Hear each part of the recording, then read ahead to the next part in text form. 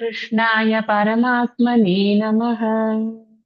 ஸ்ரீமத் பகவத்கீதை 11வது அத்தியாயம் விஸ்வரூப தர்சன யோகம். பகவான் தன்னுடைய ஐஸ்வர்ய ரூபமான விஸ்வரூபத்தை அர்ஜுனன் பார்ப்பதற்காக காண்பித்துக் கொண்டிருக்கிறார் அப்படின்னு பார்த்தோம். இத சஞ்சயர் விவரிக்கிறார். என்னெல்லாம் காட்டுறார் பகவான் அப்படிங்கிறது சஞ்சயர் திருதராஷ்டிரருக்கு விவரித்த காட்சிகளை பார்த்தோம். நிறைய முகங்கள் இருக்கு, அநேக வக்ரங்கள் இருக்கு, நிறைய கண்கள் இருக்கு, அற்புதமான ஒரு தரிசனமாக இருக்கு, நல்ல அழகழகான ஆபரணங்கள் போட்டுக் கொண்டிருக்கிறார். இப்பொழுது எடுத்துக்கொண்டு சண்டைக்கு செல்லும்படியுமான நல்ல தயாரான ஆயுதங்கள் கூடியவராக இருக்கிறார். நிறைய மாலைகள் எல்லாம் அழகாக தரித்துக் கொண்டிருக்கிறார். நல்ல சந்தனங்கள், அந்த மாதிரி வாசனை திரவியங்களை எல்லாம் பூசிக்கொண்டிருக்கிறார். சர்வாச்சரியமயமாக இருக்கிறார். மிக மிக ஆச்சரியமான ஒரு ரூபமாக இருக்கிறது. எல்லா இடங்களிலும் நிறைந்திருக்கிறது. அந்த ரூபமானது எல்லா இடங்களிலும் நிறைந்திருக்கிறது. விஸ்வதோ முகம், எல்லா இடங்களிலும் அவருடைய முகமே தெரிகிறது. அது மாத்திரமில்ல, அவர் எப்படி இருக்கு அப்படின்னு ஏதாவது நமக்கு தெரிஞ்ச விஷயத்த காண்பிச்சு ஒரு ஒப்புமை வேணும்னு நீங்க கேட்டீங்கன்னா, ஒரே சமயத்துல ஒரு 1000 சூரியன் வானத்துல உதிச்சா எப்படி இருக்கும் அந்த அளவுக்கான ஒரு ஜியோதிஷோட அவர் இருக்கிறார். அவ்வளவு ஒரு ஒளி பொருந்தியதாக இந்த காட்சியானது காண்பிக்கப்படுகிறது. அப்போ அந்த பாண்டவன் என்ன பார்க்கிறான் அப்படின்னா, அந்த பகவானுடைய சரீரத்துக்குள்ளேயே அனைத்து லோகங்களையும் பார்க்கிறான். பிரவிபக்தம், எல்லாம் தனித்தனியாக அந்த லோகங்களை அவனால் தரிசிக்க முடிகிறது. 14 லோகங்களையும், புவர்லோகம், மகர்லோகம், தபலோகம், சத்தியலோகம் வரைக்கும் எல்லா லோகங்களையும், அதே போல கீழே இருக்கக்கூடிய அதல விதல சுதல பாதாள வரைக்கும் எல்லா லோகங்களையும் அவனால் பிரவிபக்தம், தனித்தனியாக ஒரே சரீரத்தில் எல்லாத்தையும் ஒரே கேன்வாஸ்ல காட்டுறாரு. தனித்தனியா காட்டல, இங்க பிளவுபடாத ஒரே காட்சியை காண்கிறான் அந்த அர்ஜுனன் அப்படிங்கிறத இங்க சொல்றார். அந்த ததா தத்ர பாண்டவக தேவதேவஸ்ய ஷரீரே, அவருடைய சரீரத்திலேயே தான் பலவிதமான அந்த உலகங்கள் அனைத்தையும், பகுக்கப்பட்ட அந்த உலகங்கள் அனைத்தையும் அவன் காண்கிறான். ஒரே இடத்துல இருக்கிறதாக காண்கிறான் அப்படின்னு பார்த்தார். அப்போ நமக்கு ஒரு விஷயம் என்ன புரியுது அப்படின்னா, பகவான் ஏகமா அந்த தரிசனத்தை காமிக்கிறார். ஒண்ணும் வேற எதுவும் இல்லை, பகவானை தவிர வேற எதுவும் இல்லை. அப்படி இருந்தா தான் அப்படி பார்க்க முடியும். இந்த கொஞ்சம் வரைக்கும் இருக்கு, அங்க பார்டர் இருக்கு, அதுக்கப்புறம் வேற ஏதோ தெரியுது, துரியோதன மூஞ்சி அந்த ஓரமா தெரியுதுன்னு அப்படி காட்டல. எங்குமே வேற எதுவுமே தெரியல, இவர் காட்டுறது மட்டும்தான் தெரியுது. அப்படி இருக்கு அந்த காட்சியானது, அந்த மாதிரி இருக்கு அப்படின்னு சொல்றார். அதே மாதிரி அதை பார்த்த உடனே அவனுடைய ரியாக்ஷன் எப்படி இருந்தது? அவனோட ரியாக்ஷன் அப்படி ஒரு விஸ்மயமா எடுத்தான். இப்படி ஒரு ஆச்சரியமாயிடுச்சு. இப்படி திடீர்னு ஒரு காட்சியை காண்பிச்சா நம்ம ஜாலியா இப்படி போய் ஃப்ரெண்ட்ஸா இருந்து ஒரு ஹாப்பியா இருந்த ஒரு பர்சன், நம்ம கூடவே இருந்து ஒரு சாதாரணமா இருக்கிற பர்சன் திடீர்னு ஒரு பெரிய இடத்துக்கு போயிட்டா அப்படின்னு சொன்னா அதை பார்க்கறதுக்கே நமக்கு ஒரு ஆச்சரியம் ஏற்படுறது இல்லையா? அந்த மாதிரியான ஒரு ஆச்சரியம் அவனுக்கு, அந்த அர்ஜுனனுக்கு அது ஹிருஷ்டரோமா அப்படிங்கிறார். எப்படி மயிர்கூச்சரியர் தான். அதை பார்த்த உடனே அப்படியே சில்லிட்டு போயிடுத்தான் அவனுக்கு அதை பார்க்கறதுக்கு. அது மாதிரி பார்த்து என்ன பண்ணுறதுன்னு தெரியல, கையை கூப்பிடுறான். இது ஒரு தெய்வீகமான வடிவமாக இருக்கு, சாதாரணமான ஒரு வடிவமா இருக்க முடியாது இல்லையா? இந்த விண்ணுலகும் மண்ணுலகும் இடையில் உள்ள அனைத்தையும் அவனே நிறைந்து இருக்கிறான். அனைத்திலும் அவனே பின்னாடி சொல்ல போறான் இதெல்லாம். அனைத்திலும் அவனே நிறைந்து இருக்கிறான் அப்படிங்கிற அந்த ஒரு எக்ஸ்பேன்ஷன் இருக்குல்ல, இந்த எக்ஸ்பேன்ஷனை பார்க்கறச்சே அவனுக்கு கையெடுத்து கும்பிடணும் போல தோன்றுது. அதனால அவன் ரொம்ப பணிவோடையும் அன்போடையும் இந்த காட்சியை பார்ப்பதற்கு ஆரம்பிக்கிறான். ஃபர்ஸ்ட் ரியாக்ஷன் ஆஃப் அர்ஜுனா என்ன அப்படின்னு கேட்டா விஸ்மயம் தான். விஸ்மயம்னா வண்டர், என்ன இது இவ்வளவு வண்டர்ஃபுல்லா இருக்கே அப்படின்னு. இதை காமிக்க போற விஷயங்கள்ல வண்டர்ஃபுல்லா இருக்கிற விஷயங்களும் இருக்கும், கொஞ்சம் மனசு சங்கடப்படுற மாதிரி இருக்கும், முகம் சுடிக்கிற மாதிரியும் இருக்கும், எதுவா இருந்தாலும் அது ஒண்டர் தான் ஃபர்ஸ்ட் பார்க்கறச்சே பெருசா இருக்கு. ஒரு பெரிய ஒரு ஒரு உருவத்தை பார்த்து அந்த உருவத்துக்குள்ள அனைத்தையும் பார்க்கிறது அப்படிங்கிறது அவனுக்கு ஒரு வண்டர்ஃபுல் எக்ஸ்பீரியன்ஸா இருக்கு அர்ஜுனனுக்கு. அதனால அவன் இதை பார்க்கிறான். முன்னாடியே சொன்னேன், இவன் என்னென்ன பார்க்க அவனுக்கு வண்டருங்கிறது இத அதை கேரி பண்ற எக்ஸ்பீரியன்ஸ் அப்படின்னு எடுத்துக்க கூடாது. ஆஹா இது சூப்பர் அப்படி இல்லை, அவனுக்கு விவரிக்க முடியாத ஒரு மனநிலை. அதுதான் வண்டர் அப்படின்னு இங்க சொல்றது. இந்த விஸ்மயம் அப்படிங்கிறது விவரிக்க முடியாத ஒரு ஒரு ஆச்சரியமான ஒரு மனநிலை. அதனால அத விஸ்மயம்னு சொல்லியிருக்கு. இங்க வந்து முன்னாடியே பகவான் சொல்லியிருக்காரு, நம்ம ஞாபகம் வச்சுக்கணும். திவ்யம் ததாமித்தே சக்ஷுகு அப்படின்னு. நான் என்ன அர்த்தம்னு சொன்னேன்? விருப்பு வெறுப்பற்ற பார்வையை உனக்கு நான் கொடுக்கிறேன். அதுக்கு அர்த்தம் என்ன சொன்னேன்? விருப்பு வெறுப்பற்ற மனதை உனக்கு நான் கொடுக்கிறேன். இந்த பார்வை மட்டும் இருந்து முக்கிய பிரயோஜனம் கிடையாது. பார்க்கிறதுங்கிறது இந்திரியத்தினுடைய சக்தி. பார்க்கறத எப்படி நாம அசிமுலேட் பண்றோம், அங்கதான் மனசுதான் நிறைய வேலை பண்றது. ஒரு பொருளை பார்த்தா அது எனக்கு பிரியத்துக்குரியது, அந்த தர்ஷன ஜன்ய சுகம் அது எப்படி கிடைக்கிறது? மனசு அதனோட ஒன்றும் பொழுதுதான் அந்த தர்ஷன ஜன்ய சுகம்ங்கிறது எனக்கு கிடைக்கிறது. சுகமோ இல்ல துக்கமோ எதுவா இருந்தாலும் மனசு அந்த பொருளோட ஒன்றணும். இங்க என்ன சொல்றார்? மனச கொஞ்ச நேரத்துக்கு அதனுடைய சேட்டையெல்லாம் பண்ணாம, ராகத்வேஷம்ங்கிறது மனசோட பிரபாவமா இருக்கிறதுனால அத கொஞ்ச நேரம் ஆஃப் பண்ணி வச்சுட்டு நீ வெறும் பார். பஷ்ய பஷ்ய பஷ்யன்னு தான் முதல்ல இருந்து சொல்லிட்டு இருக்காரு. வெறும்னு பார். நீ உன்னுடைய இதெல்லாம் வந்து உனக்கு தோணுற விஷயங்கள் எல்லாம் அதுல போடாத.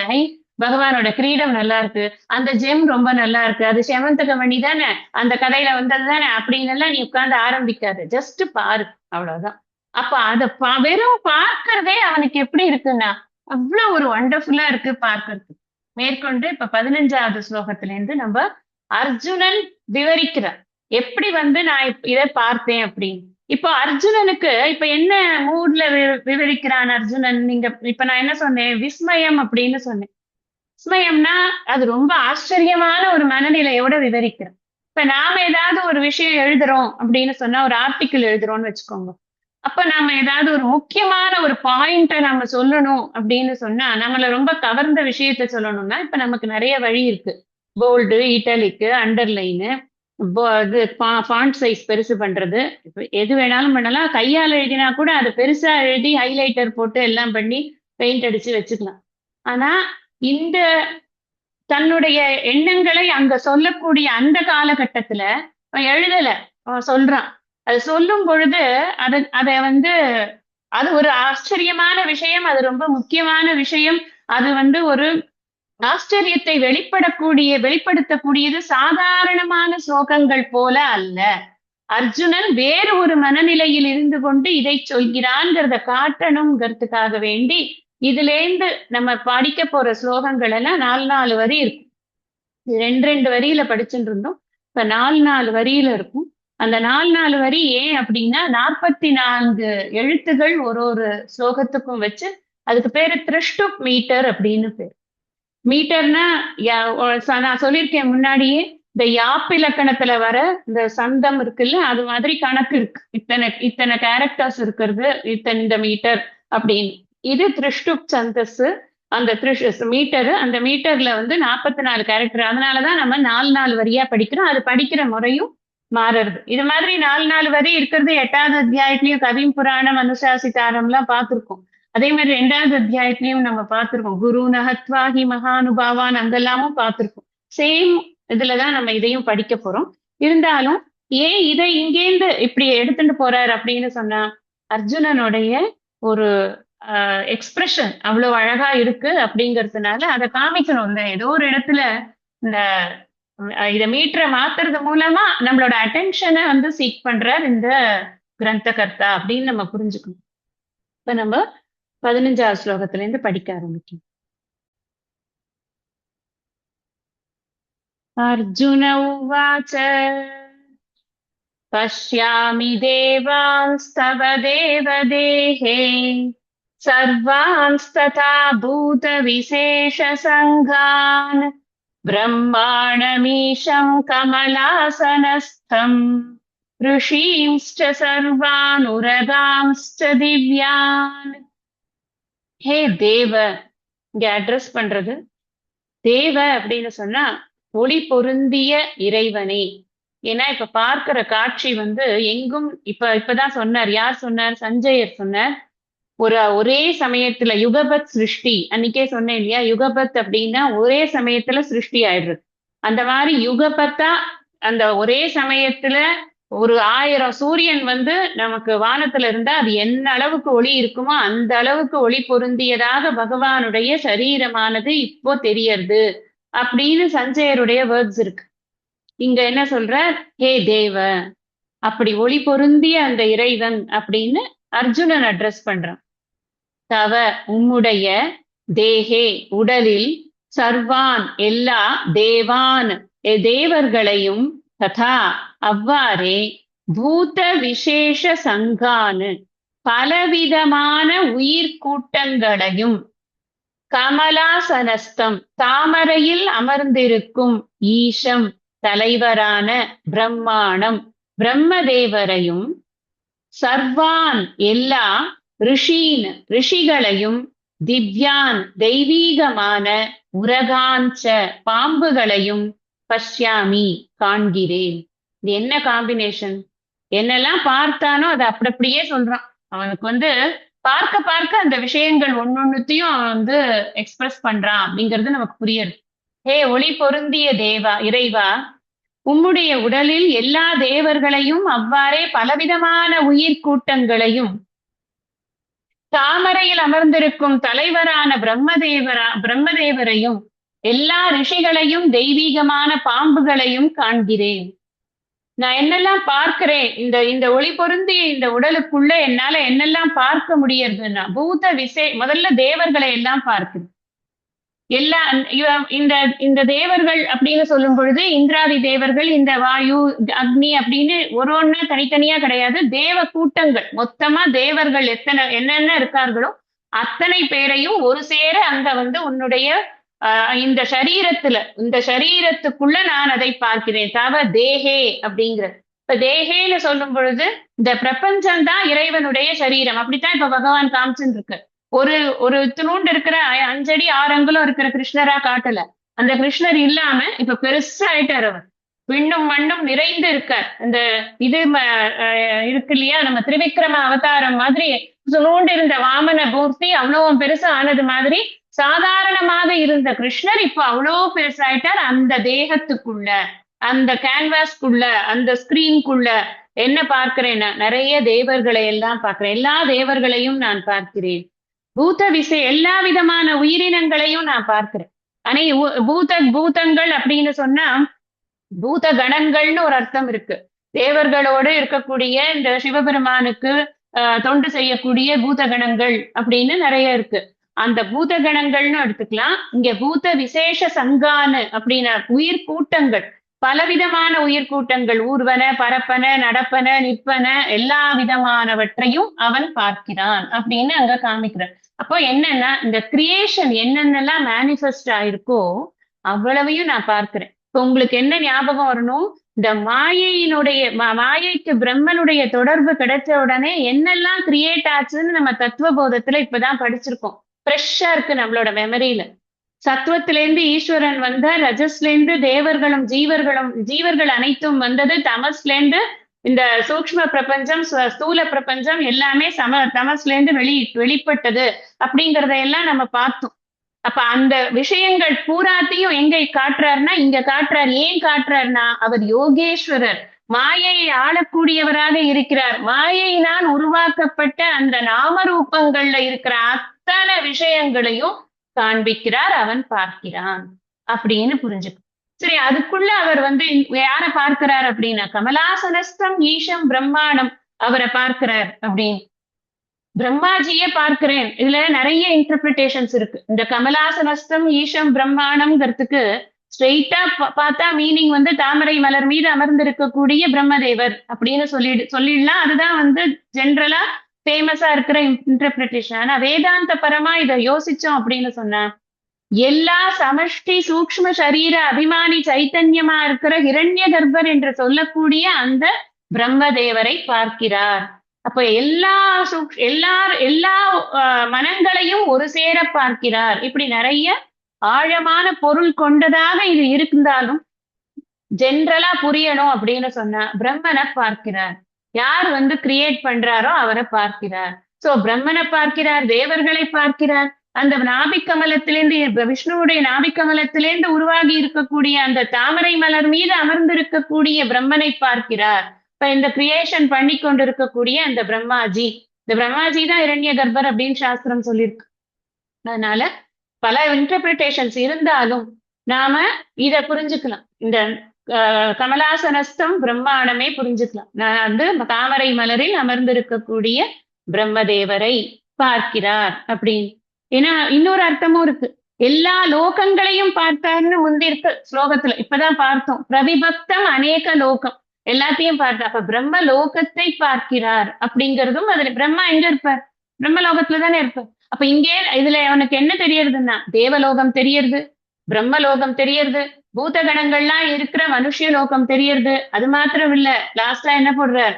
உரகாம்ஸ்ட, கீழே இருக்கக்கூடிய பாதாள லோகம் வரைக்கும் எல்லாமே தெரியறது அவனுக்கு. ஏன்னா உரகாம்ஸ்ட அப்படிங்கிறதுனால அத்தனை லோகத்துல இருக்கிற எல்லா விஷயங்களும் தெரியறது. உரச அப்படின்னு சொன்னா மார்புன்னு அர்த்தம். இந்த மார்புனால ஊர்ந்து போறதுனால உரகன்னு அர்த்தம். இந்த வாசுகி முதலிய பாம்புகளை குறிக்கிறது அப்படின்னு ஆச்சாரியர் இதுக்கு வியாக்கியானம் எழுதுறார். அதனால பாம்புகள் கூட்டங்களை பார்க்கிறார். அப்படி எல்லா விதமான உயிரினங்கள்னு போட்டுட்டு இதையும் ஸ்பெஷலா போட்டிருக்கார். அப்படிங்கிறதுனால அனைத்து உலகங்களையும் பார்க்கிறார். அந்த உலகங்கள்ல இருக்கக்கூடிய உயிரினங்கள் எல்லாத்தையும் பார்க்கிறார் அப்படின்னு நாம இதை புரிஞ்சுக்கணும். சங்கான் அப்படின்னு சொன்னாலே கூட்டம்னு அர்த்தம். சங்கம் வைக்கிறது அப்படின்னு சொல்றோம் இல்லையா? சங்கம் வைக்கிறதுன்னா தமிழ்லயும் சங்கம்னா என்ன? 4 பேர் கூடினா சங்கம். சங்கம்னாலே பயம் வந்துடும் நிறைய பேருக்கு. ஏன்னா கூடினாதான் பிரச்சனையே வரும்ல. அதனால இது அந்த அர்த்தத்துல இல்ல. இது சங்கான் அப்படின்னு நல்லா எல்லாருமே சேர்ந்து ஒரே இடத்துல எல்லாத்தையும் பார்க்கிறார், கூட்டமாக பார்க்கிறார் அப்படின்னு. அநேக பாஹூதர வக்ர நேத்ரம் பஷ்யாமி த்வாம் சர்வதோனந்தரூபம் நாந்தம் ந மத்யம் ந புனஸ்தவாதிம் பஷ்யாமி விஸ்வேஸ்வர விஸ்வரூப. ஹே விஸ்வேஸ்வரா, உலகின் தலைவரே, ஹே விஸ்வரூபா, ஹே பிரபஞ்ச வடிவானவரே, அநேக பாகு உதர வக்ர நேத்திரம். எத்தனை வேர்ட்ஸ் இருக்குதுல? அநேக பாகு உதர வக்ர நேத்திரம், 5 சொற்கள் சேர்ந்து ஒரு காம்பவுண்ட். இது அநேக பாகு உதர வக்ர நேத்திரம்ங்கிறது ஒரே காம்பவுண்ட். அது எண்ணற்ற, அநேகனா எண்ணற்ற, பாகுனா கைகள், உதரனா வயிறு, வக்ரனா வாய்கள், நேத்திரம்னா கண்கள். என்ன இருக்கான் அவருக்கு? எண்ணற்ற கைகள் இருக்கான், எண்ணற்ற வயிறு இருக்கான், எண்ணற்ற வாய்கள் இருக்கான், எண்ணற்ற கண்கள் இருக்கான். இப்போ நம்ம பாக்குற பிக்சர், இப்ப விஸ்வரூபத்துக்கு ஒரு பிக்சர் போடுவாங்க. இந்த பிக்சர் எப்படி போடுவாங்க? ஒரு உருவம் இருக்கும், அதுல அழகான ஒரு முகம் இருக்கும். அப்புறம் எல்லா முகமும் அப்படியே சைடுல இவ்வளவு பெருசா அந்த பேப்பரை அடைச்சுட்டு ஒரே முகமா இருக்கும். அதுல எல்லாம் இருக்கும், சிங்கம், புலி எல்லாம் இருக்கும், பாம்பு இருக்கும், எல்லாம் இருக்கும். அதுக்கப்புறம் சுத்தி அப்படியே மேல கீழ எல்லாம் எல்லாமே தொங்குற மாதிரி, சுத்தி சைட்ல இருக்கிற மாதிரி அர்ஜுனன் இப்படி பாட்டி எல்லாம் பார்க்கல. இங்க என்ன பாக்குறாரு அப்படின்னு நான் அதுக்குதான் சொல்றேன். நீங்க ஸ்லோகத்தை ஃபாலோ பண்ணி உங்க மனசுல இத தயவு செய்து இதை ஒரு ரியல் எக்ஸசைஸா பண்ணும். இதனால என்ன கிடைக்கும் அப்படின்னா சித்த சுத்தி அபரிமிதமா கிடைக்கும். அட்லீஸ்ட் அந்த நேரத்துக்கு நிச்சயமா வேற விஷயத்த நினைக்க மாட்டீங்க. அதுதான் என்னோட மெயின் இதுவே. நான் சொல்றதுக்கு காரணமே அதுதான், வேற எதுவுமே கிடையாது. 1000 விஷயம் இருக்கு நமக்கு குடும்பத்துல, உலகத்துல திங்க் பண்றதுக்கு, கவலைப்படுறதுக்கு, அதுக்கெல்லாம் நிறைய இருக்கு. தூக்கி ஒரு ஓரமா மூட்டை கட்டி வச்சுட்டு என்ன பார்த்தார் அவர்? வெறும் அர்த்தத்தை மனசுல எடுத்துக்கோங்க. எண்ணற்ற கண்களை பார்த்தார், எண்ணற்ற வயிற்றை பார்த்தார், எண்ணற்ற கைகளை பார்த்தார், எண்ணற்ற வாய்களை பார்த்தார். அப்ப என்னன்னா அந்த பிக்சர் எப்படி இருக்குன்னா எல்லா உருவங்களும் ஒரு இடத்துல இருக்கிற மாதிரி இருக்கு. இது நாம நம்ம உள்ள விஷுவலைஸ் பண்ணும் பொழுது அதோட பிரம்மாண்டத்தை நம்ம பார்த்து அவனுக்கு விஸ்மயம் நிச்சயம் நமக்கும் வந்துடும். அது அவன் விஸ்மயம் மட்டும் படல. அவன் வண்டர் ஸ்ட்ரக்கா மட்டும் இல்ல. இன்னும் கொஞ்சம் கொஞ்சம் போக போக அவனுக்கு பயமே வரப்போகுது. நமக்கும் வரும். ஏன்னா இந்த பிரபஞ்சம் அப்படித்தான் இருக்கு. பிரபஞ்சத்தை தான் காட்டுறார். இல்லாத ஒரு விஷயத்துல எல்லாம் அவர் கொண்டு காட்டல. என்ன இருக்கோ அதை காமிக்கிறார். அதனால அவன் என்ன சொல்றான், என்ன இருக்கோ அதை பாருன்னு தான் சொல்றாரு அவரே. நீ உன்னோட புத்தியெல்லாம் வச்சுக்கொண்டு பார்க்காத. திவ்யம் ததாமி தே சக்ஷுகு, அதை வைத்துக்கொண்டு பாரு அப்படின்னு. அதை வைத்துக்கொண்டு பார்த்தா அவன் இப்ப எப்படி எக்ஸ்பிரஸ் பண்றான்னா, என்னப்பா இவ்வளவு தலை இருக்கு, இவ்வளவு கால் இருக்கு, இவ்வளவு கை இருக்கு, இவ்வளவு வயிறு இருக்கு, இவ்வளவு வாய் இருக்கு, இவ்வளவு கண்ணு இருக்கு அப்படின்னு அவன் அதை வர்ணிக்கிறான். அனந்த ரூபம், எல்லையற்ற வடிவங்கள் உடையவரும் ஆன உம்மை, துவாம் உம்மை, சர்வதக எங்கும், பஷ்யாமி காண்கிறேன், தவ உம்முடைய, அந்தம் முடிவை, ந பஷ்யாமி நான் காணவில்லை, மத்தியம் நடுவையும், ந பஷ்யாமி நான் காணவில்லை, புனக அப்படியே, ஆதிம் தொடக்கத்தையும், ந பஷ்யாமி அவன் அவனுடைய அந்த இதுல என்ன சொல்றது, ஒரு விஸ்மயம்னு அந்த இதை போட்டுட்டாரு அவர். அதனால அதை தாண்டி எனக்கு வேற வேர்டே போடுறதுக்கு பிடிக்கல. அதனால நான் அதையே திருப்பி திருப்பி சொல்றேன். இந்த ஆச்சரியமான ஒரு பாவத்துல நான் உனக்கு ஆதி அந்த மத்தியம் பார்க்கல அப்படிங்கிறது, ஆதிய பார்க்க முடியல, மத்தியத்தை பார்க்க முடியல, அந்தத்தை பார்க்க முடியல, எல்லாம் எங்கேயும் நீக்கமர நிறைந்து இருக்கக்கூடியது நீதான். எனக்கு எனக்கு எந்த சைடு திரும்பினாலும் நீதான்ப்பா தெரியுற அப்படின்னு. சர்வத்தோ முக்கால் அப்படின்னாரு யாரு, சஞ்சயன். எங்க பார்த்தாலும் அவர் முகமே தெரியறதுப்பா, இவனுக்கு எங்க பார்த்தாலும் அவர் உருவமே தெரியறது, எல்லா அவயவங்களும் தெரியறது, எல்லா எல்லா இடங்கள்லயும். அப்படி இருக்கு அவனுடைய ஒரு காட்சிப்படுத்துறது, அவ்வளவு அழகா காட்சிப்படுத்துறான். பொழிப்புரை பார்க்கலாம். ஓ உலகின் தலைவரே, ஓ பிரபஞ்ச வடிவானவரே, எண்ணற்ற கைகளும் வயிறுகளும் வாய்களும் கண்களும் கொண்டவரும், எல்லையற்ற வடிவங்கள் உடையவருமான உம்மை எங்கும் காண்கிறேன், உம்முடைய முடிவை காணவில்லை, நடுவையும் காணவில்லை, அப்படியே தொடக்கத்தையும் காணவில்லை. இந்த எங்கும் காணவில்லை காண்கிறேங்கிறதே போதுமானது. ஆனா அதோட நிற்கல. அதுதான் அந்த அந்த நம்ம என்ன சொல்றோம்னு ஒரு ஒரு லிமிட் பண்ண முடியாது இல்ல, நம்மளோட ஆச்சரியத்துல பேசும்போது அந்த மாதிரி பேசுறான். அந்த பேச்சே அப்படித்தான் இருக்கு அப்படிங்கறத நம்ம பார்க்கிறோம். எங்கும் நீக்கம்ல நிறைந்திருக்கக்கூடிய, இங்க ரெண்டு வார்த்தை ரொம்ப முக்கியம். விஸ்வேஸ்வரா, விஸ்வரூபா அப்படிங்கிறது. விஸ்வேஸ்வரானா என்ன, இந்த இந்த பிரபஞ்சம் எல்லாவற்றுக்கும் தலைவனாக இருக்கக்கூடியவனாக இறைவனை பார்க்கிறேன். ஏன்னா எல்லாம் அவர்கிட்ட இருக்குங்கிற போது தலைவனா இல்லாம எப்படி இருக்க முடியும்? எல்லாரும் ஒருத்தருக்கு கட்டுப்பட்டு இருக்காங்கன்னா அவர் தானே தலைவர். அவன் சின்ன வயசோ பெரிய வயசோ என்ன வயசோ எல்லாரும் அவருக்கு கட்டுப்படுறாங்கன்னா அவர் தான் தலைவர். அதுதானே இப்ப இருக்கக்கூடிய, நாமளே இப்ப லௌகிகமா இருக்கக்கூடிய ஒரு நியத்தி அதானே. அது மாதிரிதான் இங்க எல்லா பூத உயிரினங்கள் அனைத்தும் உன்னிடம் இருக்கின்றன. அதனால எனக்கு தெரியறது நீதான் தலைவர். விஸ்வரூப, நான் சுத்தி முத்தி பாக்குறேன்ப்பா, எனக்கு வேற ஒண்ணுமே தெரியல. இந்த பிரபஞ்சம் பூரா நீதான் இருக்கிறதுனால நீ பிரபஞ்ச வடிவாகவே இருக்கிறாய். நான் ஃபுல்லா உன்னைத்தான் பார்க்கிறேன், எல்லா இடங்கள்லயும் உன்னைத்தான் பார்க்கிறேன். நான் தோம மத்தியம் புனஸ்தவாதி, நான் உன்னோட அந்தத்தை பார்க்கல, உன்னோட மத்தியத்தை பார்க்கல, உன்னோட ஆதியும் பார்க்கல, எதுவுமே எனக்கு கண்ணுக்கு தெரியல. உனக்கு ஆதியும் அந்தமும் இல்ல அரும்பெரும் ஜோதியே அப்படின்னு பாடுறாரு இல்லையா. அந்த மாதிரி அந்த ஜோதிஷ் வடிவாக இருக்கக்கூடிய அந்த ஒளிமயமான இறைவனை முதல்ல தேவன்னு கூப்பிட்டார், ஒளிமயமானன்னு. இப்ப அந்த ஒளிமயமான இறைவனை வர்ணிக்கிறார் எப்படி இருக்கார் அப்படின்னு சொல்லிட்டு. அடுத்தது பார்க்கலாம் 17வது. கிரீட்டினம் கதினம் சக்ரிணம் ச தேஜோ ராசிம் சர்வதோ தீப்திமந்தம் பஸ்யாமி த்வாம் துர்நிரீக்ஷ்யம் சமந்தாத் தீப்தானலார்க்கத்யுதிமப்ரமேயம். இந்த ஸ்லோகங்கள்லாம் படிக்கிறச்சே சுவாமிஜி சொல்லுவார், இதெல்லாம் நீங்க தினம் பாராயணம் பண்ணும் பொழுது உங்களுக்கு இந்த சம்ஸ்கிருதம் படிக்கிறதுக்கு நமக்கு கஷ்டப்படுற ஒரு இது இருந்தா கூட இந்த ஸ்லோகங்கள்லாம் நல்ல பயிற்சிக்கான ஸ்லோகங்கள். ஏன்னா தீப்த, அனல, அர்க்க, தியுதிம், அப்ரமேயம் எல்லாம் சேர்ந்து ஒரே காம்போ. தீப்தா அனலார்க்க தியுதிம் அப்ரமேயம். பயிற்சி, அந்த வார்த்தை சேர்ந்து சொல்றதுக்கு ஒரு பயிற்சி. நிறைய இந்த இது பூராவுமே வியாசபெருமான் அந்த பொய்டிக்கல் வண்டர்ஸ பண்ணியிருக்காரு. இதுல அவ்வளவு அழகழகான காம்பவுண்ட்ஸ் எல்லாம் இருக்கு. நம்ம பயிற்சி எடுக்க எடுக்க அது நமக்கு ரொம்ப என்ன சொல்றது, நாக்குக்கு வந்து ஜிலேபி சாப்பிடுற மாதிரி இருக்கும் இந்த ஸ்லோகங்கள் சொல்றதுங்கிறது. அந்த நாக்கோட ஒரு ஒரு இது புண்ணியம் கிடைச்ச மாதிரி இருக்கும். அவ்வளவு அழகான ஸ்லோகங்கள் இந்த என்டையர் சாப்டருமே.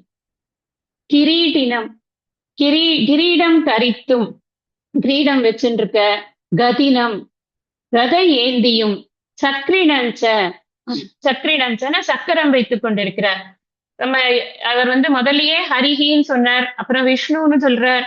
அப்பனா என்ன அர்த்தம்னா அந்த காத்தல் தொழிலை செய்யக்கூடிய அந்த விஷ்ணு எதெல்லாம் வைத்துக் கொண்டிருக்கிறாரோ அதை எல்லாமே இவரும் வைத்துக் கொண்டிருக்கிறார், பார்க்க முடியறது அப்படின்னு. நம்ம ஆட் பண்ணிக்கணும் சங்கம் பத்மம் எல்லாம் இருக்கு அப்படின்னு. வெறும் வந்து இது இருக்கு கதையும் சக்கரமும் மட்டும்தான் இருக்குன்னு இல்லை, மற்ற விஷயங்களும் வைத்துக் கொண்டிருக்கிறார் அப்படின்னு. ஆகியவற்றை ஏந்தியும், சக்கரம் ஆகியவற்றை ஏந்தியும், சர்வதக எங்கும், தீப்தமந்தம் பிரகாசிக்கின்றதான, தேஜோ ராசிம் ஒளிப்பிழம்பாகவும், சமந்தாத்து எல்லா பக்கங்களிலும், துர்நிரீக்ஷியம் பார்ப்பதற்கு கடினமானவராகவும், தீப்த அனல அர்க்க திதிம் கொழுந்து விட்டு எரிகின்ற நெருப்பு சூரியன் இவற்றுடையது போன்ற ஒளி உடையவராகவும், அப்பிரமேயம் அளவிட முடியாதவராகவும், துவாம் உன்னை பஷ்யாமி காண்கிறேன்.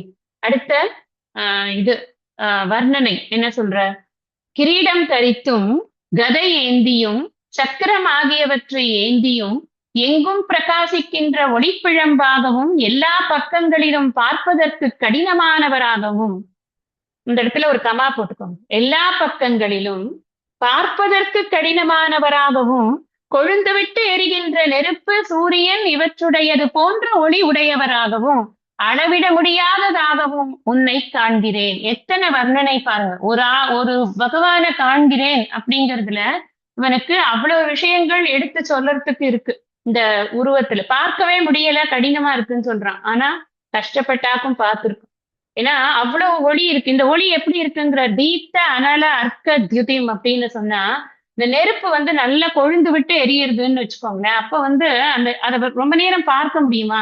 கண்ணு கூசும். அதே மாதிரி சூரியனை எவ்வளவு நேரம் பார்க்குது? அதுவும் காத்தால சூரியனையாவது அட்லீஸ்ட் பார்க்கலாம், ஈவினிங் செட் ஆகிற சூரியனையும் பார்க்கலாம். நான் கொஞ்சம் ஏற ஏற வானத்துல நீங்க நேரம் அதை பார்க்கவே முடியாது. நேரம் பார்த்தீங்கன்னா கண்ணு ரொம்ப ஸ்ட்ரெயின் ஆகி வலி வந்துடும். ஈவன் சந்தியாவந்தனம் பண்றவங்களுக்கே அதை பார்க்கறதுக்கு ஒரு மெத்தட் எல்லாம் இப்படி வச்சு பார்க்கணும்னு ஒரு மெத்தட் எல்லாம் கொடுத்துருக்காங்க. அது ரொம்ப நேரம் பார்க்க கூடாது. ஜஸ்ட் இப்படி பார்த்துட்டு உடனே வந்துடும். ரொம்ப நேரம் இந்த சூரியனை பார்த்துட்டே இருக்கேன், சன்ன செட்டை பாக்குறேன், சன் ரைஸா பாக்குறேன், அதெல்லாம் வந்து சாஸ்திர விருத்தம்னு சொல்லுவார் சுவாமி. ரொம்ப நேரம் அதெல்லாம் பார்க்க கூடாது, சாஸ்திர விருத்தம், கண்ணுக்கும் விருத்தம் அப்படின்னு. இங்க என்ன சொல்றாரு அப்படின்னா, அது அந்த அளவுக்கு ஒளி பொருந்தியதாக இருக்கக்கூடியது. அது எப்படி இருக்கு அப்படின்னா துர்நிரீட்சியமா இருக்கு. நான் பார்க்கறது அப்படின்னா எனக்கு ஈஸியா பார்க்க முடியல, நான் ரொம்ப கஷ்டப்பட்டு பார்க்கிறேன், கண்ணெல்லாம் கவிச்சுண்டு பார்க்கிறேன். அவ்வளவு ஒளி பொருந்தியதா இருக்கு. நான் கொஞ்சம் அப்படியே பண்ணி பார்க்கிறேன், எனக்கு ஏதாவது கொஞ்சம் தெரியுமா அங்க. இப்ப ரொம்ப ஒளியா இருக்கு, ஒரு இடத்துல ரொம்ப லைட் ஜாஸ்தியா இருக்குன்னு வச்சுக்கோங்களேன், கண்ணு ஆட்டோமேட்டிக்கா சுருங்கிடும். நம்மளோட கண்ணோட அமைப்பே அப்படிதான், இப்படியே சுருக்கிதான் அதை பார்க்க முடியும். என்ன இருக்கு அந்த இடத்துல அப்படின்னு. அந்த மாதிரிதான் நான் உன்னை பார்க்கிறேன். நீ என்ன வச்சுட்டு இருக்க? நான் கிரீடமெல்லாம் வச்சுட்டு இருக்க, நீ பெரிய கிரீடமெல்லாம் வைத்துக் கொண்டிருக்கிறாய். அப்ப அந்த மகாவிஷ்ணு ஸ்வரூபத்தையும் பார்க்கிறார் அப்படின்னு தெரியறது. நீ அது மாத்திரம் இல்ல, கதை வச்சுட்டு இருக்க, சக்கரம் வச்சுட்டு இருக்க, இன்னும் பல இதெல்லாம் உன்னுடைய அந்த பஞ்ச இதையும் சொல்லலாம். நம்ம அந்த நந்தகிங்கிற வாழ் வச்சுட்டு இருக்க, எல்லாம் நம்ம சப்ளை பண்ணிக்கலாம். ஏன்னா பகவான அந்த ரூபத்துல பார்க்கிறார் அப்படிங்கிறதுதான். அப்ப அது எப்படி இருக்கு அப்படிங்கறத சொல்றாரு. எல்லா இடங்கள்லயும் தெரியறது. அது ஒரு இடத்துல மட்டும் தெரியல. இப்ப ஒரு இடத்துல கண்ணாடி இருக்கிற ரூம்ல போனா நம்ம நடந்து போனோம்னு வச்சுக்கோங்களேன், எல்லா இடத்துலயும் நம்ம தெரியும். பாத்திருக்கீங்களா அந்த மாதிரி? கண்ணாடி ரூம்குள்ள போனாக்க எல்லா இடத்துலயும் நம்ம தெரியும். அது மாதிரி இங்க எல்லா இடத்துலயும் பகவான் ரிஃப்ளெக்ஷன்ஸ் இல்ல, ஒரிஜினலாவே தெரியுறாரு பகவான். பகவான் மட்டும்தான் தெரியுறாரு, வேற எதுவுமே தெரியல.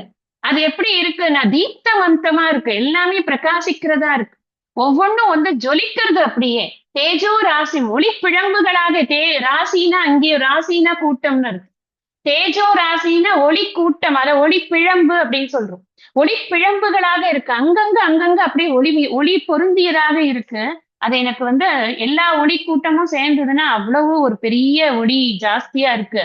என்னால அதை பார்க்கவும் முடியல. எனக்கு அது இது பண்ண முடியல. துர்நிரீட்சியமா இருக்கு, கஷ்டமா இருக்கு பாக்குறதுக்கு. ஆனாலும் பார்த்துடுறேன். காவாய் கனகத் திரளே போற்றினர் அப்பர் விருது. நீங்க இதுக்கு கைலாஷ் மானசரோவர் போறீங்கல்ல, போகும்போது பாருங்க. அந்த அந்த கனகத் திரளை பார்க்கும் பொழுது நிச்சயமா கண்ணெல்லாம் கூசாது. ரொம்ப பிளசண்டா இருக்கும், ரொம்ப அழகா இருக்கும். புண்ணியம் இருந்ததுன்னா நம்ம ரொம்ப நேரம் நின்று அதை பார்க்கலாம். ஆனா அதை பார்க்கலங்கிறதுனால ஒன்னும் தோஷமும் இல்லை. எங்க பார்த்தாலும் வீக்கமர நிறைந்து இருக்கிறார் பகவான். அதனால அந்த அவர் அவர் வந்து வர்ணிச்சதை நான் சொல்றேன். காவாய் கனகத் திரளே அப்படிங்கிறது என்ன? வெறும் கனகத்திரள்னா என்ன? அந்த கனகம்னா கோல்டு. கோல்டு எதை குறிக்கிறதுனா அந்த கோல்டன் கலர், அந்த ஒளியை குறிக்கிறது. அந்த திரள்னா என்ன? கூட்டம். இதேதான் அந்த தேஜோ ராசிங்கிறத தான் அவர் சொல்றார். அப்படி ஒரு ஒளி கூட்டமாக அவர் பார்த்தாரோ அந்த பகவான. அந்த அவரால் கைலாசத்துக்கு போய் பார்க்க முடியல. அவருக்கு காட்சி வந்து இங்கேயே திருவையாத்திலேயே கிடைச்சிருக்கு. நீ வந்து அவ்வளவு, ஆனா அவர் போனார். அவர் ரொம்ப கஷ்டப்பட்டு முட்டியில நடந்து போய் உடம்பெல்லாம் தேய்ச்சிட்டு போற வரைக்கும் போனார். அதுக்கப்புறமா தான் பகவானே பார்த்து இதுக்கு மேல வேண்டாம், நீ வா, நான் நீ இருக்கிற இடத்துல கொடுக்குறேன் அப்படின்னு சொல்லிட்டு அவருக்கு காட்சியை அங்க கொடுத்தாருங்கிறதெல்லாம் நம்ம சரித்திரத்துல பார்க்கணும். அந்த மாதிரி பார்த்தேன் அப்படின்னு சொல்றாரு இல்லையா? அதனால அப்படி இவனும் பார்க்கிறான். அந்த மாதிரிதான் அந்த காவாய் கனக திரள் மாதிரிதான் அண்ணாமலையே அமுதா அப்பா போற்றின்னு தான் பாடுறாரே, அந்த மாதிரி இத பார்க்கிறான். ஒரு பெரிய ஒளி பிழம்பாக பார்க்கிறான். கடைசியா என்ன சொல்றான்னா அப்பிரமேயம். அப்பிரமேயம்னு சொன்னா இங்க என்ன சொல்லிருக்கு? அளவிட முடியாதவராகவும் அப்படின்னு சொல்லியிருக்கு. முன்னாடி ஒரு இடத்துல அப்பிரமேயம் பார்த்திருக்கோம் 2வது அத்தியாயத்துல. அங்க அப்பிரமேயம் அப்படின்னு சொன்னா மனம் வாக்குக்கு எட்டாததுன்னு அர்த்தம் கொடுத்திருக்கோம். அது அந்த அர்த்தம் அங்க கரெக்ட். இங்க வந்து அளவிட முடியாதுன்னா என்ன அர்த்தம்னா இன்ன அளவுன்னு சொல்ல முடியாது. இவர் வந்து ஒரு ஒரு ஒரு 5 ஃபீட் இருப்பார், ஒரு 10 ஃபீட் இருப்பார், அப்படி இல்ல. நீ உன்னோட கண்ணால என்ன அளவுக்கு நீ பார்க்க முடியுமோ அந்த அளவுக்கெல்லாம் அவர் தான் இருக்கார். அவர் வந்து எல்லா இடத்தையும் ஃபீல் பண்ணிட்டு இருக்கார். அதனால அளவுங்கிறதே கிடையாது. அதுதான் சொல்றாரு இங்க அப்பிரமேயம், அளவிட முடியாதது. இந்த அந்த அப்பிரமேயம் அப்படிங்கிறதுக்கும் கிட்டத்தட்ட அளவிட முடியாததுன்னா என்ன அர்த்தம்னா இந்த அளவைகளுக்குள்ள வராது. அதாவது இந்த இந்திரியங்களுடைய அளவைகளுக்குள்ள வராது. அது சப்த பிரமாணத்திற்கு மாத்திரம் கோச்சரமானதுங்கிறத அங்க பார்த்தோம். இப்ப அந்த அதுல என்ன 2 அப்பிரமேயம் இருக்கே, நீங்க இதுக்கு இந்த அர்த்தம் சொல்றீங்களேன்னு உங்களுக்கு ஒரு டவுட் வரும். ஏன்னா அந்த அங்க ஒரு அப்பிரமேயம் இருக்கு, இங்க ஒரு அப்பிரமேயம் இருக்குன்னு கான்டெக்ஸ்டுவலா இந்த அர்த்தத்தை புரிஞ்சுக்கணும். இந்த இடத்துல அப்பிரமேயம் அப்படின்னு சொன்னா அளக்க முடியல அப்படின்னு அர்த்தம். இது வந்து பரிச்சின்னப்படல, இது வந்து லிமிட் ஆகல, அன்லிமிட்டடா இருக்கு. அதனால இது அப்பிரமேயமாக இருக்கிறது அப்படின்னு சொல்றார் இங்க. அதை பார்க்கறதுக்கு கஷ்டமா இருந்தாலும் நான் பார்த்திருக்கேன் அப்படின்னு ரெக்கார்ட் பண்றேன். அடுத்தது 18வது. त्वमक्षरं परमं वेदितव्यं त्वमस्य विश्वस्य परं निधानम् त्वमव्ययः शाश्वत धर्मगोप्ता सनातनस्त्वं पुरुषो मतो मे. त्वं தாங்கள், அக்ஷரம் அழியாத, பரமம் மேலான, பரம்பொருளாக மேலான பரம்பொருளாக, வேதித்தவ்யம் அறியத்தக்கவர், அறியப்பட வேண்டியவர் அப்படின்னு எழுதணும். அறியத்தக்கவர்ங்கிறத விட அறியப்பட வேண்டியவர் அப்படின்னு போட்டுக்கணும். துவம் தாங்கள், அஸ்ய இந்த, விஸ்வஸ்ய பிரபஞ்சத்தின், பரம் நிதானம் மேலான உறைவிடம், அதாவது அதிஷ்டானம். துவம் தாங்கள், அவ்யயக அழிவற்ற மாறாத, சாஸ்வத தர்ம கோப்தா உலகத்தின் இயக்கத்தை ஆளும் தலைவர், தர்மத்தை ஆளும் தலைவர். துவம் தாங்கள், சனாதனக யாண்டும் உள்ள, புருஷக தூய உணர்வாகிய புருஷன், இதி என்பது, மே என், மதக கருத்து. இங்க வந்து நான் எப்படி உன்னை புரிஞ்சுக்கிறேங்கிறத நான் சொல்றேன் அப்படிங்கிறத அழகா அர்ஜுனன் வந்து எக்ஸ்பிரஸ் பண்றான். தாங்கள் அழியாத மேலான பரம்பொருளாக அறியப்பட வேண்டியவர், தாங்கள் இந்த பிரபஞ்சத்தின் மேலான உறைவிடமாக இருப்பவர், தாங்கள் அழிவற்ற மாறாத உலகத்தின் இயக்கத்தை ஆளும் தலைவர், தாங்கள் யாண்டும் உள்ள தூய உணர்வாகிய புருஷன் என்பது என் கருத்து. இந்த இடத்துல பகவானுடைய அக்ஷரத்தன்மைய இவன் புரிந்து கொண்டிருக்கிறான் அப்படிங்கிறத காட்டுற. இங்க ஏற்கனவே சொல்லியிருக்கார் பகவான், அக்ஷரம் பிரம்ம பரமம் ஸ்வபாவோத்தியாத்மம் உச்சியத்தேன்னு முன்னாடியே சொல்லியிருக்கார். இந்த பரா பிரகிருதிங்கிறது எப்படி இருக்குன்னா அது அக்ஷரமாக இருக்கிறது. இந்த பிரம்மனானது அக்ஷரமாக இருக்கிறது. எல்லாவற்றையும் தாரியத்தே ஜெகத்து அப்படின்னு சொன்னாரே, அந்த இடத்துல அத எப்படி தாரியத்தே ஜெகத்துன்னா எல்லாத்தையும் தாங்கி கொண்டிருக்குன்னா என்ன அர்த்தம்? அதன் மீதுதான் இந்த பிரபஞ்சம் கற்பிக்கப்பட்டிருக்கிறதுன்னு அர்த்தம். அதனால சொன்னார் அது அக்ஷரமாக இருக்கிறது அப்படிங்கறத இன்னொரு இடத்துல சொன்னார், அக்ஷரம் பிரம்ம பரமம் அப்படின்னு. இங்கேயும் அதைத்தான் சொல்றாரு இவர், நான் உன்னை அக்ஷரமாக அறிகிறேன். இது ஒரு விஷயம் நம்ம புரிஞ்சுக்கணும். இந்த விஸ்வரூப தரிசனம் அப்படிங்கிறது ஏதோ ஒரு எக்ஸ்ட்ராடினரி விஷயத்த பாக்குறது அப்படிங்கிறது இல்லை. எக்ஸ்ட்ராடினரி விஷனோட ஆர்டினரியான விஷயங்களையே பார்க்கறது தான் இந்த விஸ்வரூப தரிசனம். அவன் எப்பவும் பார்த்து கொண்டிருக்கக்கூடிய விஷயங்களையே நமக்கு விருப்ப வெறுப்பில்லாமல் சாஸ்திர ரீதியாக மட்டும் சிந்தனை செய்து ஒவ்வொரு விஷயத்தையும் பார்த்தோம் அப்படின்னு சொன்னா இந்த விஸ்வரூப தரிசனம் அப்படிங்கிறது தினம் தினம் நாம் பார்க்கக்கூடிய இந்த பிரபஞ்ச தரிசனம் விஸ்வரூப தரிசனம் தான் அப்படிங்கிறத புரிஞ்சுக்கணும். பகவான் இங்க என்னன்னா இந்த அத்தனை ரூபங்கள் பார்த்திருக்கான். அத்தனை ரூபங்கள் பார்த்துட்டு இவனை என்ன சொல்றானா, உன்னை அக்ஷரமாக பார்க்கிறேன், அழியாத பரம்பொருளாக பார்க்கிறேன். நான் இப்ப நம்ம முன்னாடி சொல்லியிருக்கோம் பிரம்மன் எப்படி இருக்கு அப்படின்னா விவர்த்த உபாதான காரணம் பிரம்ம. இத்தனை பிரபஞ்ச சிருஷ்டிக்கும் ஆதாரமாக அதைத்தான் சொல்றார், அஸ்ய விஸ்வசிய நிதானம்.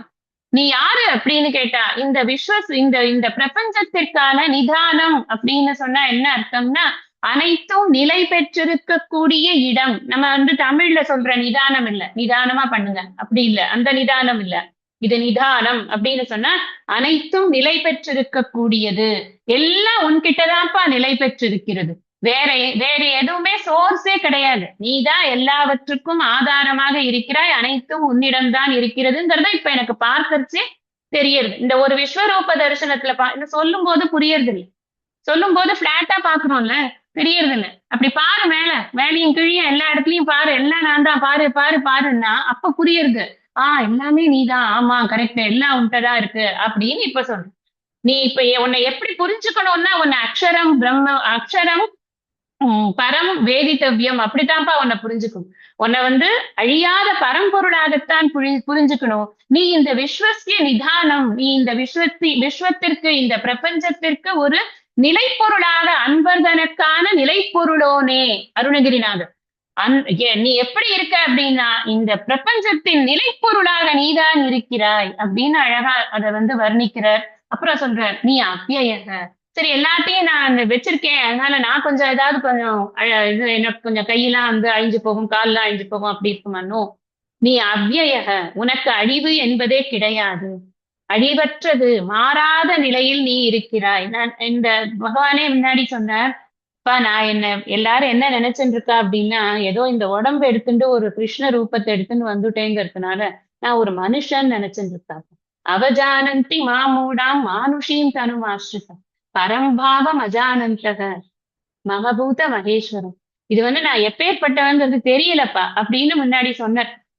இங்க எனக்கு எப்பேற்பட்டவன் புரிஞ்சிடுத்து அப்படின்னு நல்ல ஸ்டூடெண்டா அதை டிக்ளேர் பண்ற இங்க அர்ஜுனன். அவ்யய, நீ அது மட்டும் இல்ல, உனக்கு இன்னொரு வேலை வச்சிருக்க. நீ எப்படிப்பட்ட ஆளு தெரியுமா? நீ சாஸ்வத தர்ம கோப்தா. இதுதான் ரொம்ப முக்கியமான வடி. இந்த ஸ்லோகத்தோட 2 முக்கியமான விஷயம் என்னன்னா சாஸ்வத தர்ம கோப்தா ஒண்ணு, இன்னொன்னு சனாதனக புருஷக.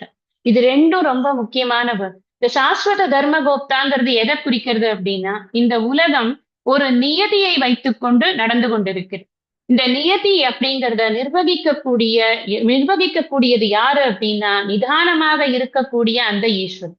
நிதானம்னு சொன்னா நிலை பெற்று இருக்கக்கூடிய, எல்லாவற்றையும் தன்னில் நிலைப்படுத்தி வைத்துக் கொண்டிருக்கக்கூடிய அந்த ஈஸ்வரன் தான் இந்த இந்த உலகத்துல இருக்கக்கூடிய நியதிகளை கண்ட்ரோல் பண்றார். ஈஸ்வரனுடைய ஆக்ஞை இல்லாம இங்க ஒரு காரியம் நடக்கிறது. இப்ப நாம நம்ம பேசுறோம் சன் ரைசஸ் இந்த ஈஸ்ட், செட்ஸ் இந்த வெஸ்ட், அதெல்லாம் இல்ல பூமி சுத்துறதுன்னு எடுத்துக்கோம். பூமி சுத்தின்னு இருக்குல்ல, அது ஒரு பர்டிகுலர் ஆங்கிள் சுத்துறது. எனக்கு பிடிக்கவே இல்லப்பா இந்த மாதிரி இதே ஆங்கிள் சுத்துறது, நான் வேணா அப்படி டில்ட் ஆகி இன்னும் கொஞ்சம் வேற மாதிரி சுத்தவான்னு பூமி சுத்தாது. ஏன்னா அதுக்கான நியதி இந்த ஆங்கிள் வச்சாச்சு ஏற்கனவே, அப்படித்தான் சுத்தணும். தென்னை மரத்துல தேங்காய் தான் காய்க்கும், மாமரத்துல மாங்காய் தான் காய்க்கும். அந்த அந்த ஒரு விஷயங்களையும் அந்த எல்லாவற்றுக்குமான நியதி இருக்கு. கடல் பொங்கி கடலுக்குள்ளதான் அங்கதான் போய் திரும்ப வந்து உள்ள போகுமே தவிர்த்து, கடல் வந்து இந்த பூமிங்கிற பந்தை தாண்டி வெளியில போய் ஸ்பேஸ்ல குதிக்காது. எல்லாத்துக்கும் ஒரு இடம் இருக்கு. அந்தந்த இடத்துல அது அப்படியே நிலை பெற்றிருக்கிறது. அதனாலதான் நிறைபொருளோனே அப்படின்னு சொன்னது. எல்லாவற்றையும் நிலைப்படுத்தி வைத்துக் கொண்டிருக்கக்கூடியவராக அவர் இருக்கிறார். அந்த நிலை பெற்று இருக்கிறதுங்கிறது ஒரு தர்மத்தினால இருக்கு. அந்த தர்மம் அறம். அந்த அறம்ங்கிறத யார் வந்து நிர்ணயம் பண்ணிருக்கு அப்படின்னா, தெய்வீகமான அந்த அறம், அந்த அறத்தை காப்பவர் யாரு? கோப்தா அப்படின்னு சொன்னா என்ன அர்த்தம்னா, இந்த காக்கிறது அப்படின்னு அர்த்தம். ஒரு விஷயத்தை காப்பாத்தி வைத்துக் கொண்டு இருக்குது.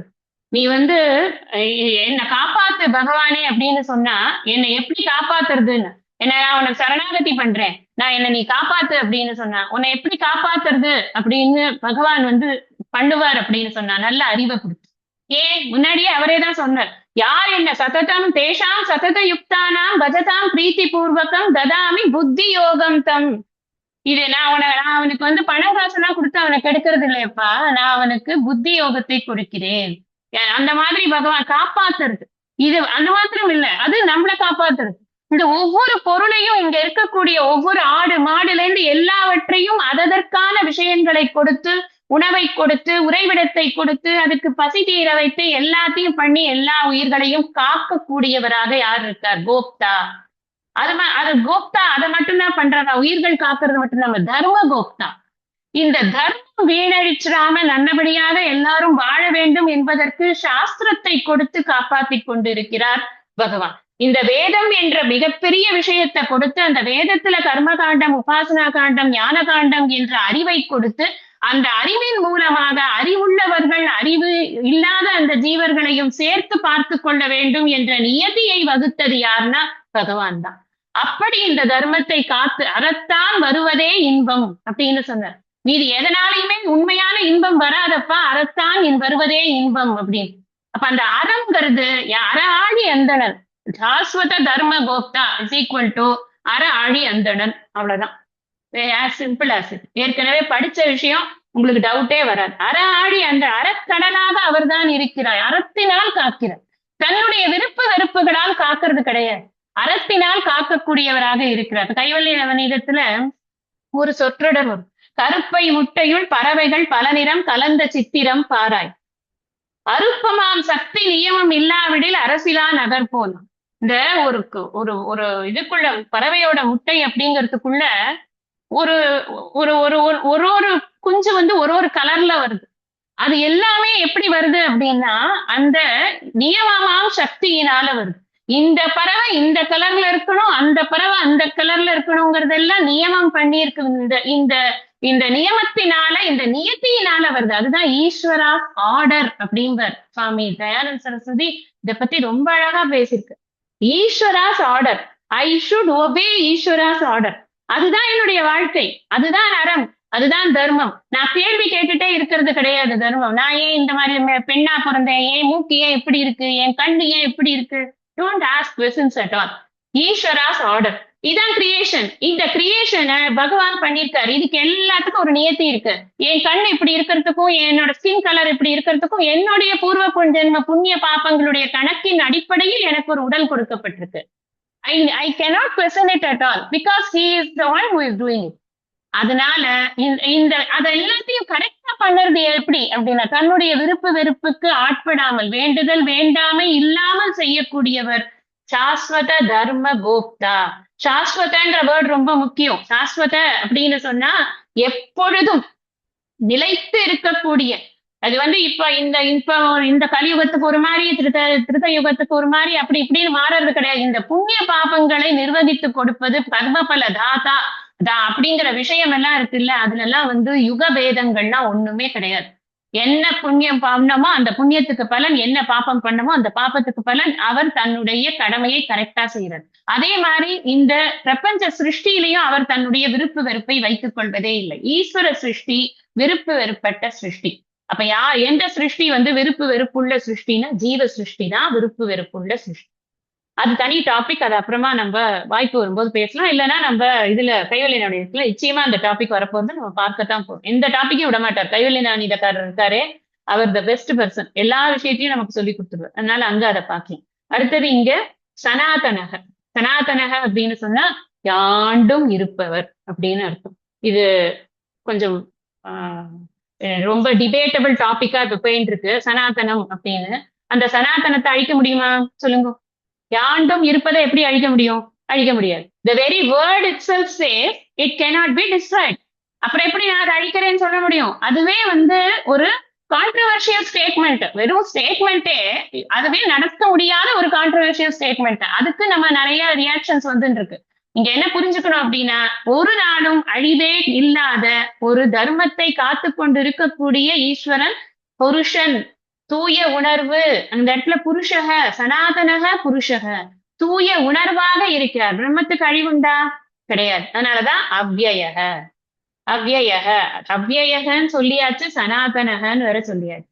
ரெண்டுமே ஒரே மீனிங் தான். சனாதனகன்னு எப்பவும் இருக்கிறது, அவ்யயகன்னு அழிவே இல்லாது. அதாவது ஏன் திருப்பி திருப்பி ஒரே மீனிங் இருக்கிறத சொல்லணும் அப்படின்னா, for the sake of emphasis. நல்லா புரிஞ்சுக்கோ நல்லா புரிஞ்சுக்கோ அப்படின்னு. மத்தவனுக்கு இல்ல. அவன் என்ன சொல்றான்? மே மதக, என்னுடைய கருத்து இது, நான் உன்னை இப்படி புரிஞ்சுட்டு இருக்கேன் அப்படிங்கிறான்.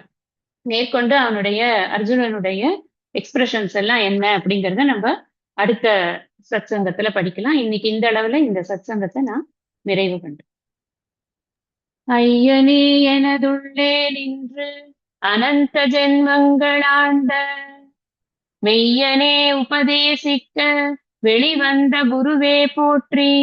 உய்யவே முக்தி நல்கும் உதவிக்கோர் உதவினாயேன், செய்யுமார் ஒன்றும் காணேன் திருவடி போற்றி போற்றி.